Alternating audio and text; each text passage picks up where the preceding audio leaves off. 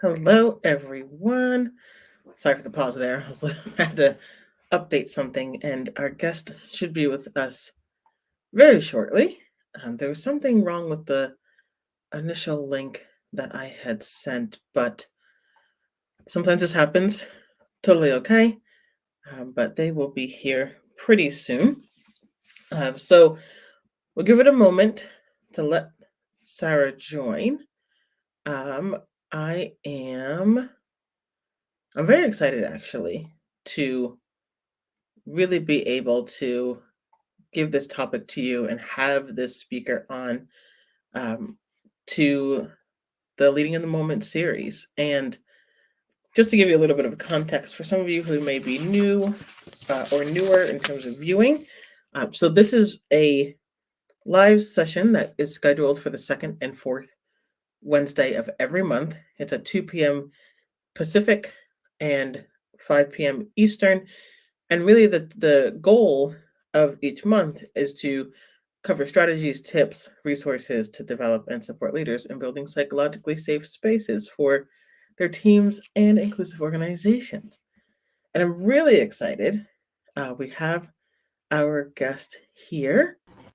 I'm going to add you to the stage. Thank you for dealing with the technical difficulty with the link. Sorry that happened, Sarah. Oh, I can't hear your audio.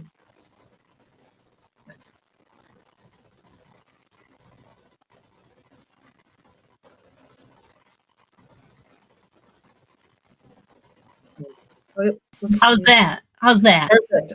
Awesome. Perfect. Hey, welcome everybody. Are we live? We are live. I was just going through what the show is about, and we are now live with Leading in the Moment with Geronda.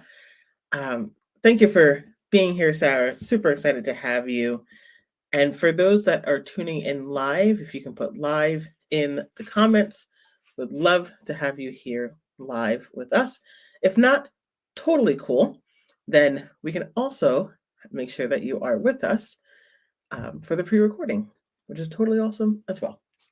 So um, I'm going to go into the guest that we have today. Really excited to have Sarah Scala here. We actually met, I believe it was in a LinkedIn group. Or we met at the Queer HR group.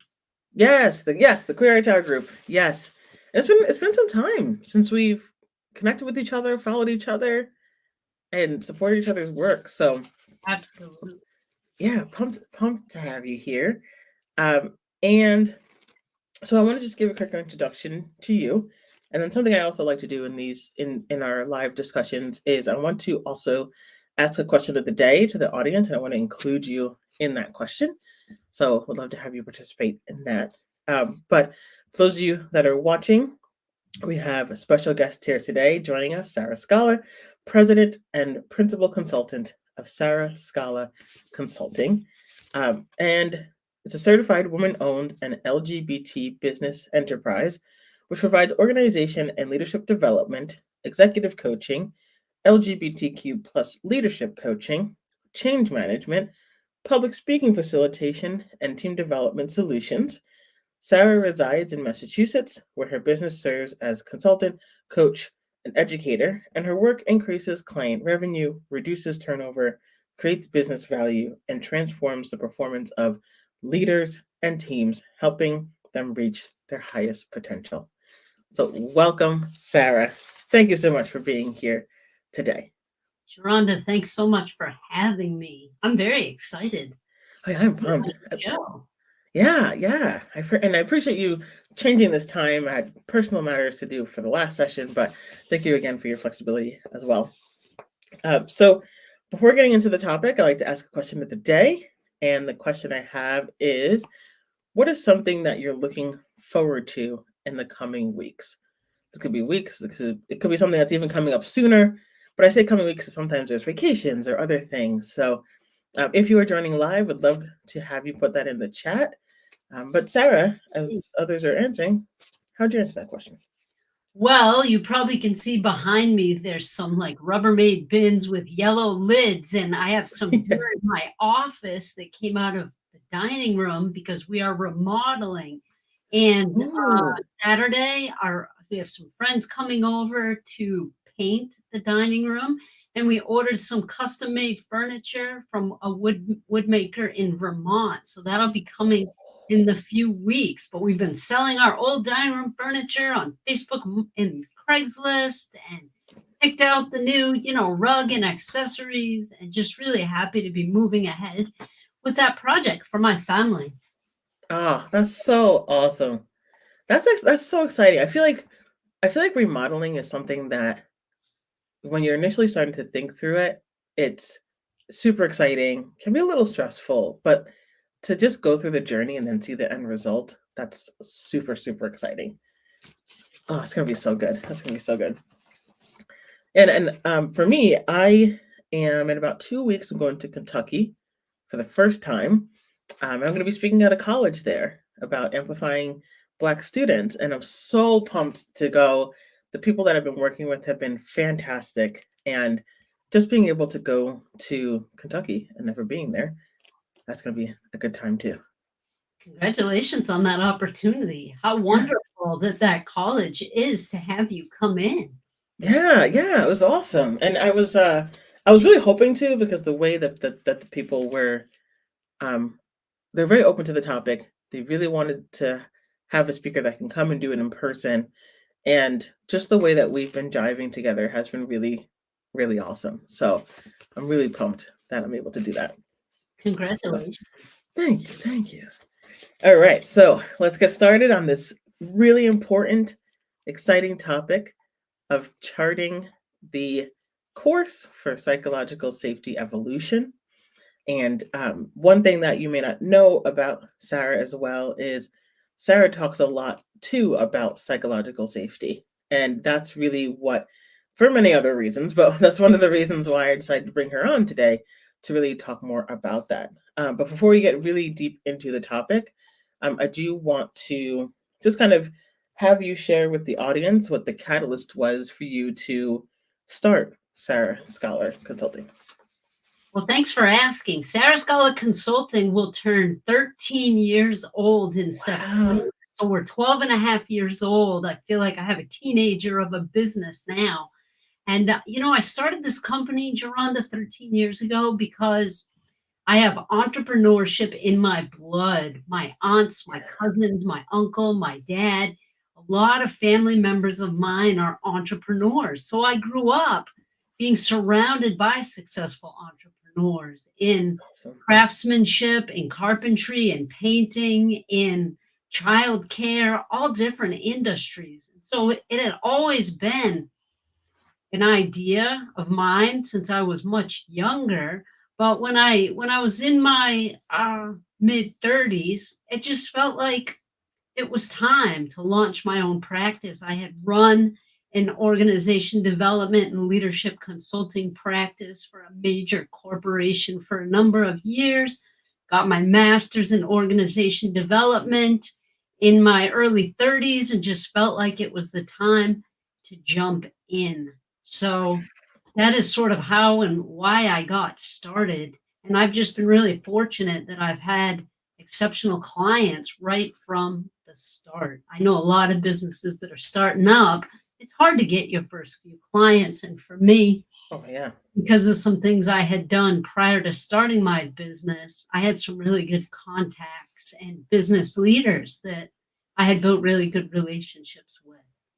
Oh, that's such a good story that it was something that was part of your family, but at the same time, as you made a very important point, is that when you go into entrepreneurship, the connections and the relationships that you build really do serve you well, and it helps you to. So it helped you in terms of like getting that client base and really making your business successful, which um, clients are part of it, but like you doing the work and making sure that you were nurturing those relationships and delivering just awesome results for them too. I think that's really the thing at the end of the day. If you do great work for a company, regardless of what industry you're in, they're going to want to bring you back to do more work, and they're going to want to recommend you to their colleagues in other departments or organizations. And I like to think that that's why my business has continued to be so successful. Oh, fantastic. Fantastic. Another question about your business too. Tell us a little bit about who you serve and what you offer as part of your business. So I know I shared some of it in your bio, but give us some more information there. Great question. It's funny because I get that question a lot. Like, what industries do you work in? Or what kind of, you know, kind of people, and I say, "Do you have people? Are they nice people? If they're nice people, I would like to work with them." So I serve everyone from local small businesses and nonprofits to Fortune 50 companies, both in the United States and globally. And I serve those folks either through facilitation and speaking at conferences and events, by designing and facilitating leadership development, and providing executive and leadership team coaching, both straight or general executive coaching, as well as LGBTQIA plus leadership coaching. So those are kind of my big three of what do I do these days. I speak, I teach, and I coach, and it's just really fulfilling and rewarding work that I love doing.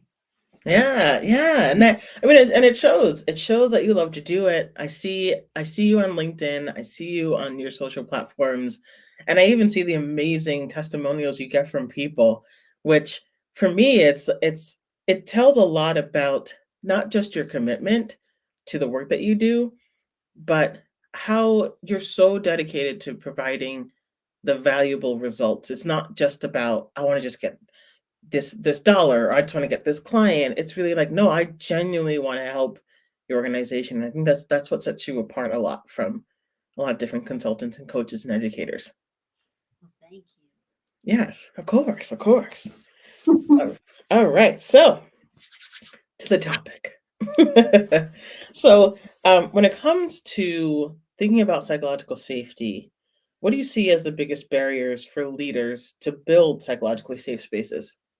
Yeah, so I look at this in two different ways. There's individual leader barriers, barriers they personally have, but then there's organizational barriers. And so some of these individual leader barriers are things like fear of being vulnerable, a lack of trust between the leader and the members of the team, the leader feeling like they have to control everything, or having poor communication skills, a lack of awareness, both self-awareness and awareness of those that are on the team, are all, reasons that could provide barriers for creating a psychologically safe workplace. And when we look at psychological safety refers to the leader and the leader's team. And whether it's a cross-functional team, whether it's, geographically dispersed team, psychological safety really lies within the team. So you can't really go and get a certification as a psychologically safe person. Right. Also, you can't get a consultant to come in and say, I will make your whole organization psychologically safe. That can certainly be a goal, of course, but it really starts with the team. When leaders have resistance to change or they lack good role models that demonstrate psychological safety, those are also some barriers. When we look at organizational barriers, those can include things like cultural norms, hierarchical structures, having unclear expectations, and the ways that the organization is responding to conflict are all can be barriers to psychological safety. And when I'm doing workshops or working within tech teams, Sharonda, I remind everybody that psychological safety isn't a one and done, check the box. No. It's something that needs to be monitored, maintained, and developed constantly. Right. Many times I'll advise the leader in the team to do pulse checks on psychological safety. Do quick anonymous surveys, even once a month, so that you can get an idea of where your team is, what barriers the team might be facing. I know that psychological safety has been around for over a decade, but I Right. think certain pockets of the world and certain industries are just starting to become aware of it. And psychological safety, even based on studies at Google or the work by Dr. Amy Edmondson at Harvard Business School. Dr. Amy Edmondson is credited with the theory of psychological safety. With all of that, psychological safety is the number one determining factor of high performing teams. Google did a massive study and they said trust is important, intelligence is important, but the number one piece of the puzzle that shows exceptional performance versus good or great is the level of psychological safety of teams. So to have that recipe or that key ingredient and to not take advantage and maintain it could really be a disservice to you and your team if it's Yeah. not something you're constantly thinking about. Yeah, and I love what you said about pulse checking.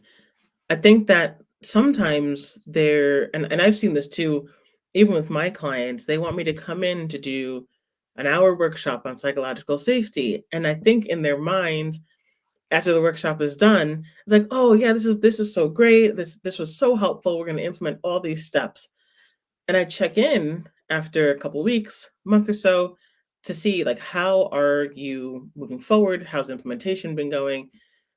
And sometimes it's just we haven't done much since then. I'm like, no, it's continuous. And you share this. So when it comes to implementing, what do you think could be a challenge of that? I think sometimes there's business priorities that may take over, but I want to get your perspective on like to implement psychological safety and not just see it as a one-off, one-time thing. Yeah. What are some things you have to share there?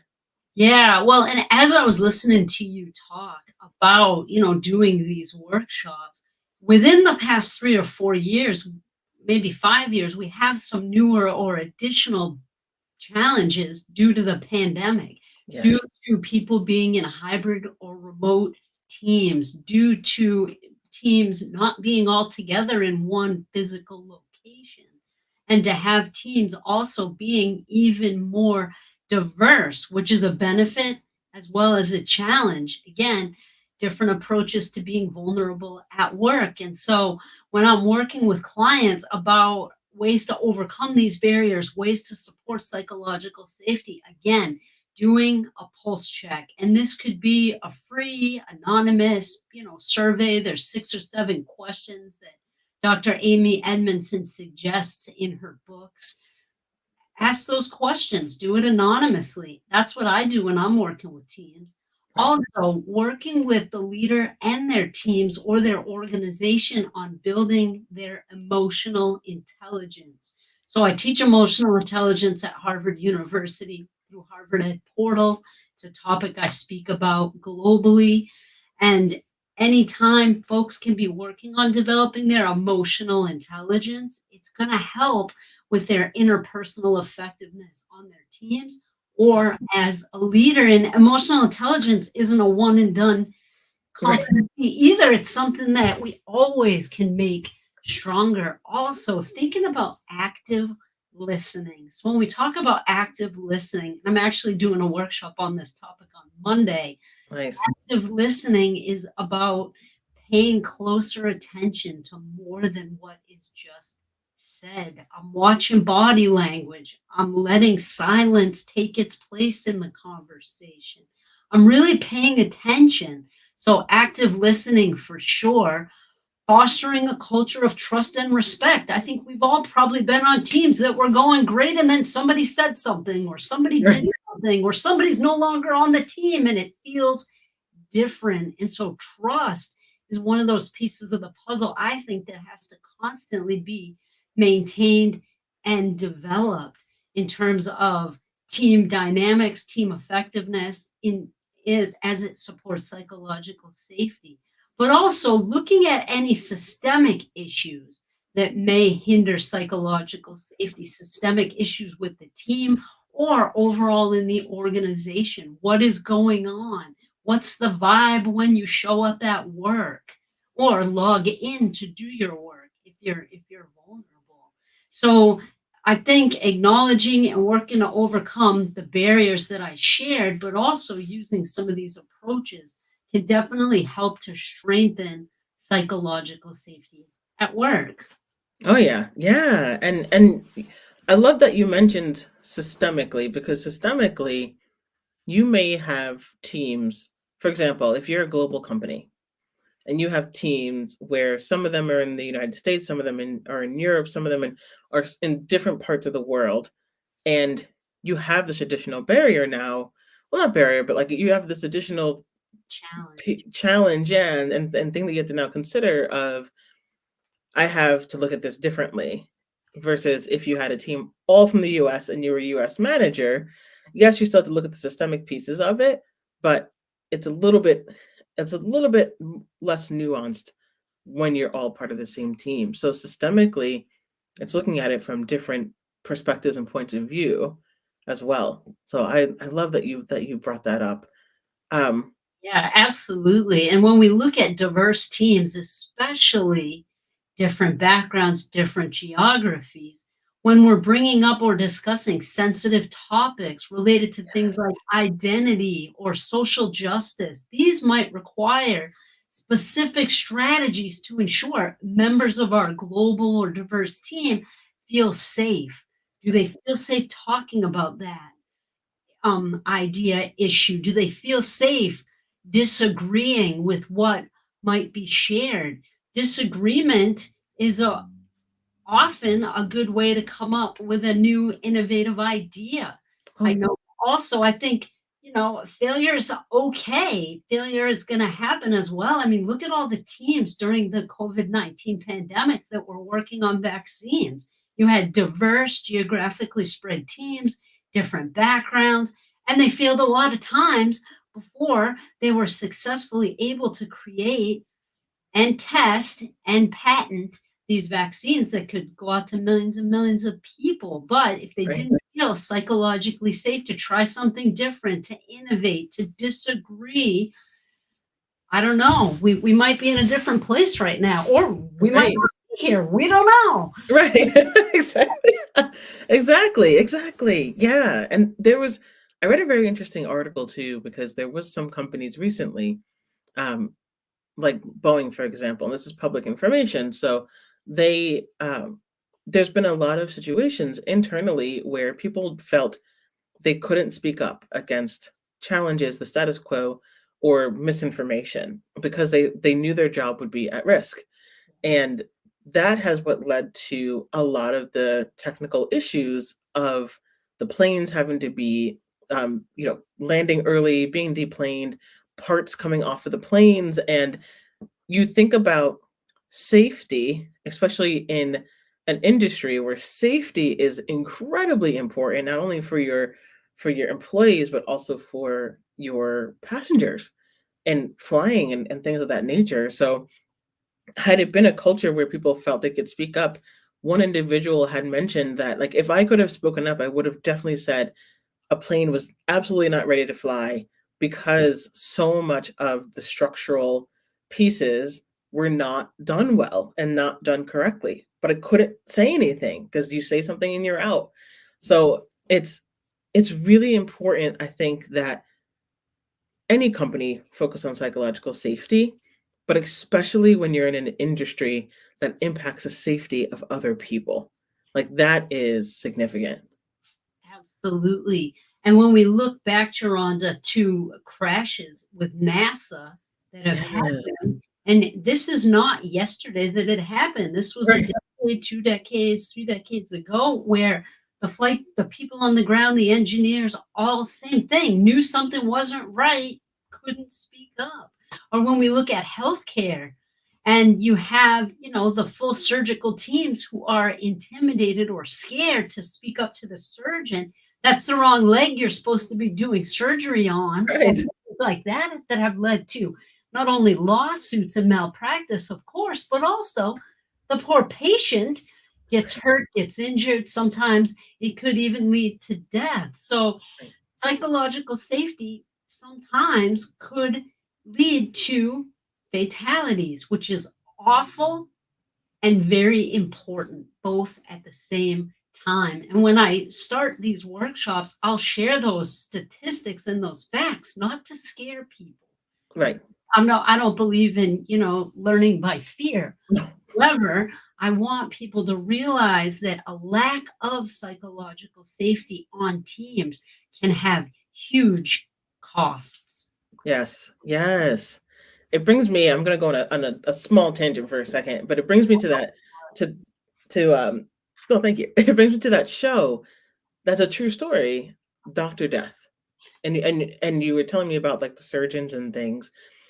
And what I took from that show was not just how horrible a lot of these doctors were and their intent and their vision, and experimenting on people essentially, but the fact that so many other people in the room, nurses, assistants, felt they could not say anything. It took them a very long time to feel confident to speak out against them, and power dynamics play a huge role in that. So you made me think of that. Which another question that comes to my mind is you mentioned the systemic challenges that could be faced with psychological safety in teams. And what would you say, like if you were thinking about some systemic examples that impact psychological safety, Mhm. um, can you share some of those examples with us? Yeah, so I'm thinking about the culture, Mhm. organizational culture, whether they're a startup or 100-plus-year-old company. There are the ways we do things, and we may not do things differently. And we've always done it this way. And yes, and we know things are changing every second. There's always new and better ways to do things, to operate manufacturing lines, to come up with vaccines for diseases, to solve, really important challenges in the world. We remember the internet 20 years ago? The world Right. has evolved, right? We went through the AOL phase and then, this phase and MySpace and then Facebook, and then, the world is always changing. And so I always encourage my clients to respect where you've been, respect what you've done, and be open to exploring ways to innovate and do things differently. Yeah. Being Feeling comfortable to speak up, to suggest ideas, to be vulnerable. Hey, this may not work, but let's give this approach a try is the recipe for innovation. And without innovation, we're the same place we were 10, 20, 50 years ago if we Yes. don't innovate. So there's a direct tie between innovation, psychological safety, and comfort with vulnerability at work. And so when you talk about systemic, I often will go to the culture of the either the overall organization, the division, the department.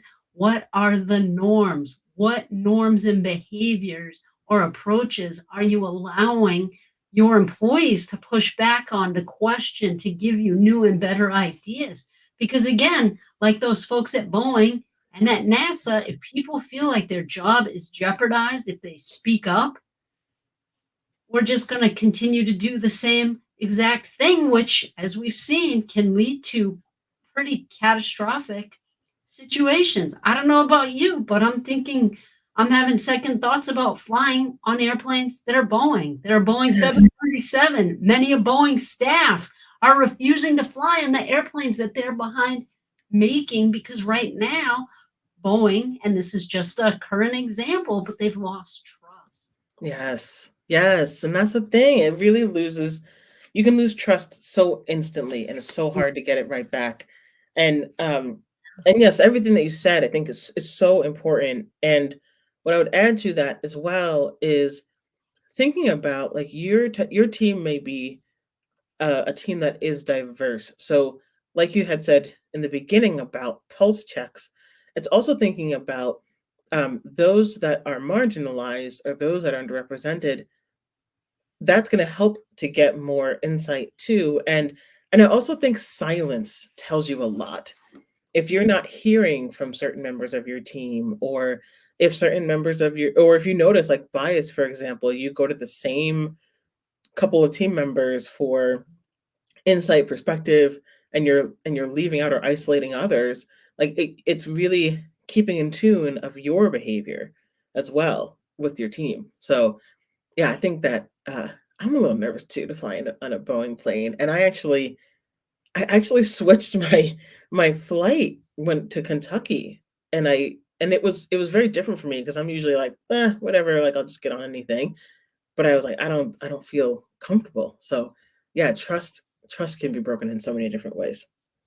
Absolutely. And as you know, as we're talking about diversity and folks that are less represented, I know it's very simple to think about the legal wheel of diversity, which are things like race and gender and age and ability and those pieces. But there's so much more to think about when it comes to diversity. First of all, mental health, Yes. learning challenges. Are folks neurodivergent? Are Do folks have vision or hearing limitations, mobility issues? These are all going to impact how they're showing up at work and how much they may or may not trust you. Are they a veteran? Are they providing elder care? Are they first in their family to go to college? All these pieces of the puzzle, that the more aware we can become about differences and similarities with the members of our team, I think the better we're able to support each other, not just the leader in the team, but all the team members, to continue to reinforce a culture and a team environment of being psychologically safe at work. Yes, yes, of course. Whew, I could talk about this with you all day, but I'm sure that people watching might be like, "This is a lot." So, but no, I want to thank you so much for this amazing conversation. It was really helpful in terms of because we were talking about before this, there's a lot of understanding of the theory and practice of psychological safety, but what does it mean to actually implement it? And those are things like pulse checking, checking in for about trust, really looking at your norms. Are they impacting certain people? And there's ways that you can approach and do that. And you gave a really great example too of um, the book by Amy Edmondson that can give you some questions you can start off with and really start to do those pulse checks and everything. So thank you so, so much for being here. This is such a good conversation.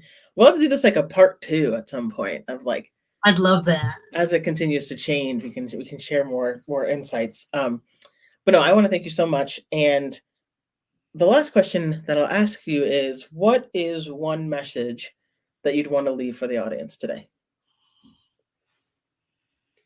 That it's okay to not do it right the first time or have all the answers, but that if you have a good team or group of mentors that can support your evolution and your development, whether it's leadership, whether it's emotional intelligence, whether it's psychological safety. Learning is lifelong.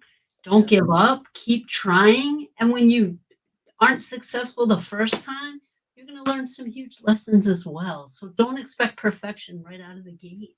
Be patient with yourself and keep trying, keep learning, and keep trying to help others learn. Takes Oh, the universe. yeah. Oh, I love that. Such a good message. Such a good message. And if people wanted to connect with you, where can they find you? Yep, you can find me on LinkedIn. I post pretty frequently, or check out my website at sarahscala.com. This has been wonderful, Geronda. Thank you so much for having me.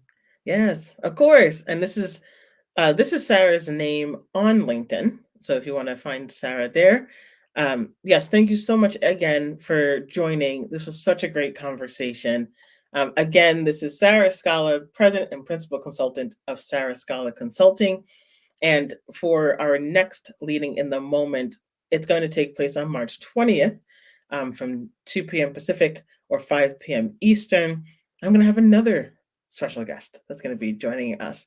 But thank you so much again, Sarah. I'm sure we'll be connecting soon and we will talk next time. Thanks again. Have a great day, everyone. Yes, have a good one, everybody. Thank you.